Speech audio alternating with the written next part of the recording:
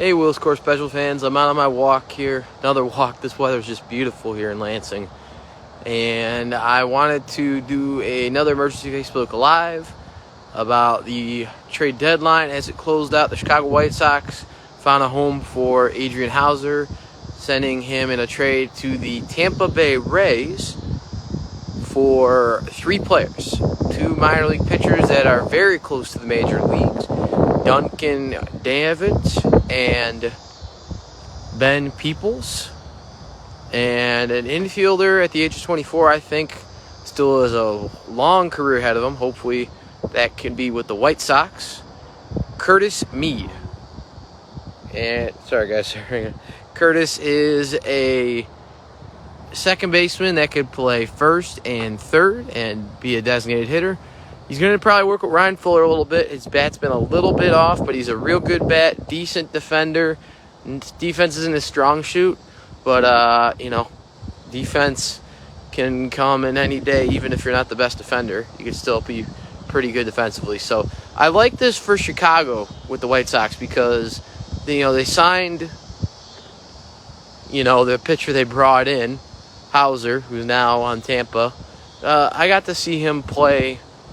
And, seeing just his highlights, he was a good pitcher, seemed like a good guy, so wish him the best in Tampa Bay. He, at his age in his career, he's trying to compete for, postseason. Tampa's usually in the thick of that stuff, so it'll probably be a good change for him competing in a more, competitive team like Tampa Bay is compared to the White Sox right now. But it's a great trade because the White Sox get some depth. They got a pitcher for Austin Slater. So that's 2 players of the ones they traded before this trade deadline just a few hours ago that got them players for the future. Curtis Mead's 24. He could fit in the future of your infield right there. Vargas could slide into first base. Vargas is a left field capabilities. He has good versatility. Like they talked about, Chris Getz likes versatility. Will Venable likes that versatility. That's why we have seen Colson, it looks like, at third a little bit and short. So versatility is key in some rosters. But like I said the other day, I think I called in the ESPN 1000. Yeah, and I remember telling them, on the postgame show that they need to be, the Sox need to be careful with how they do that. But I like these trades, and I think it's a really smart move by the White Sox. But I'm interested to see what it means for Luis Robert. Now, Robert, I will never forget. For those of you that don't remember, I did Honor Student Radio over at WCND. Shout out to them. And I was calling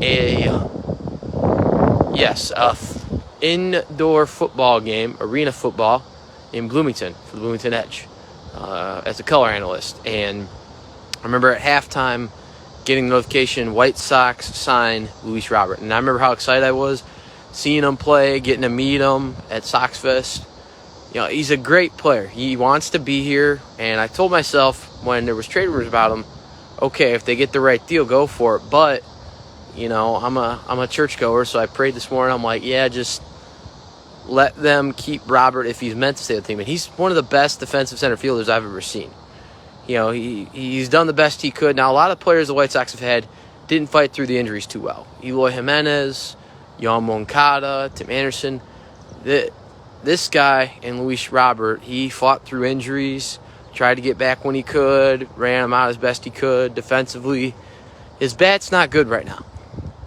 But even talented hitters have struggles like that. This is just what baseball is. I'm not making an excuse for Robert. He needs to improve. And he has, but he needs to do more than just a small sample size. There's still a lot of the season left. And if the White Sox fans are going to be okay with the White Sox somewhat paying him $20 million on that option in the offseason, he's got to earn that option now. They'll probably give it to him anyways, but he still has to earn it somewhat. So I think Robert, at his age, he's only 27. Now, the White Sox are near the middle part towards the end of the rebuild this year.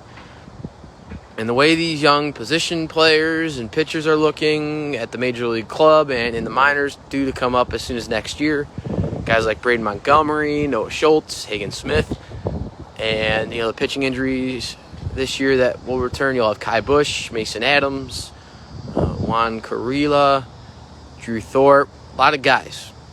and position players as well, and you make free agents moves. So the sky's the limit still, despite the record for this White Sox team. That's what I've been talking about this whole season. It's exciting to see. They have a good coaching staff, good manager, and you can tell Chris Getz is going to try and keep Luis Robert here long term. He said he wants Luis here long term. He's excited to see Luis tomorrow. Now that could just be GM speak for, we weren't able to make the deal done.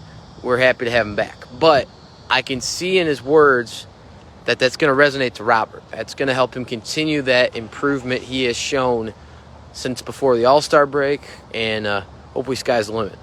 So White Sox made a couple good moves here. When the fourth quarter buzzer sounds, turn to us for your fifth quarter sports talk from this emergency Facebook Live.